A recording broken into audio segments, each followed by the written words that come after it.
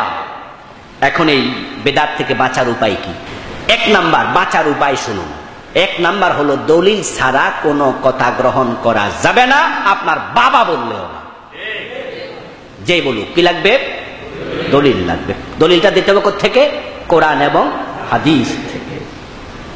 দ্বিতীয় হচ্ছে দলিল দিলেই গ্রহণ করা যাবে না, ওই দলিলটা সঠিক কিনা সেটাও যাচাই করা লাগবে। এখন যাচাই করার ক্ষমতা কি আপনাদের সবার আছে? নাই।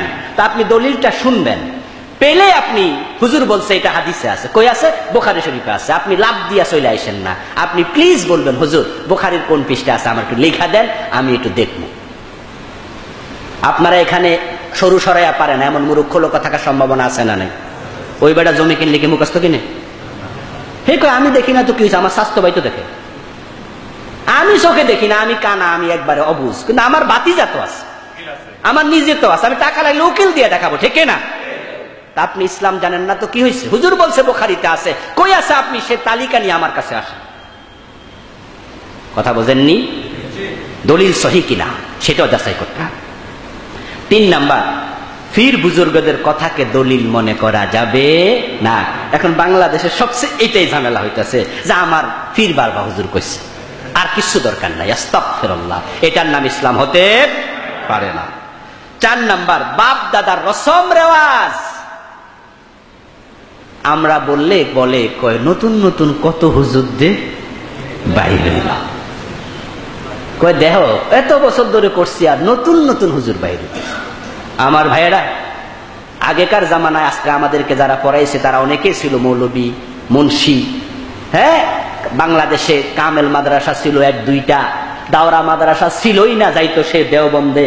লেখাপড়া করার লোকই পাওয়া যেত না, পুরা এলাকা খুঁজে একজন মাওলানা ছিল না, ঠিক কিনা? ঠিক কিনা? এই জন্য উনারা এগুলো পাননি, উনাদের দোষ না, উনারা পড়েননি, নাই। আলহামদুলিল্লাহ, এখন তো সবটাই আমাদের হাতের মাঝে, হাদিসের সব কিতাব আমাদের সামনে। এখন আমরা যখন হক বলি তখন আপনি কেন এই কথা বলবেন যে আমার বাপ দাদা যা করছে আমিও তা করছি?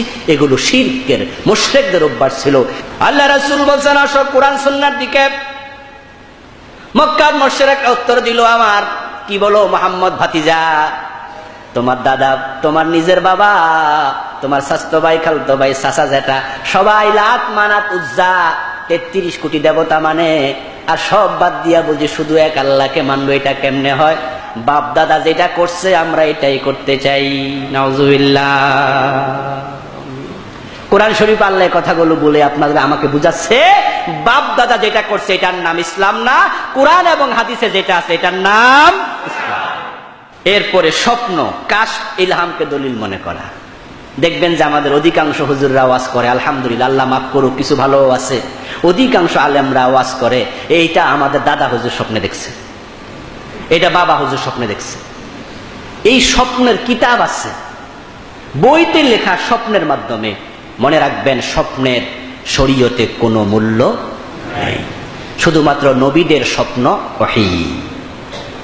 নবী ছাড়া কোনো মানুষের স্বপ্নের দাম 1 আনাও নাই। এই জন্য স্বপ্ন শুনে শরীয়তের কোনো বিধানকে বিধান মনে করা যাবে না। এরপর হচ্ছে আল্লাহ এবং রাসূল ছাড়া কাউকে অন্ধভাবে মানা যাবে না। এক জায়গায় চোখ অন্ধ করে দিতে হবে, সেটা হচ্ছে আল্লাহ এবং রাসূলের কাছে। বুঝে আসুক আর না আসুক, কোনো প্রশ্ন করা চলবে না। আল্লাহ বলছে তাই এনাফ, কোরআনে আছে দ্যাটস এনাফ। বুঝে আসুক আর না আসুক, অল্টারনেটিভ কোনো দলিল দরকার নেই। রাসূল বলেছেন কোনো কথা নাই। অন্ধ হওয়া লাগবে 2 জায়গায়, কোরআন এবং হাদিসের কাছে। সহিহ সুন্নাহ, আল্লাহর কোরআনের আয়াত, সেখানে আমি কোনো কথা বলবো না।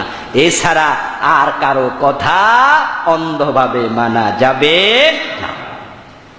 আল্লাহ তাআলা আমাদের সকলকেই এই বেদাত বুঝে, সমাজে যে বেদাতগুলো আছে আজকে ওই বেদাতগুলো নমুনা বলার সময় আমার হাতে নেই, তাই বললাম না। ইনশাআল্লাহ আমরা পরবর্তী আলোচনা যখন আবার হবে, বিভিন্ন বেদাতের কথা আমরা বলে থাকি, বলবো, তখন আমরা সতর্ক হব। আল্লাহ সহি আমল করে বেদাত মুক্ত হয়ে আমাদের সকলকেই আল্লাহর নবীর সুন্নাহকে মেনে আল্লাহর সাথে সাক্ষাতের তৌফিক আল্লাহ দান করুক। আমিন। আসসালামু আলাইকুম ওয়া রাহমাতুল্লাহি ওয়া বারাকাতুহু।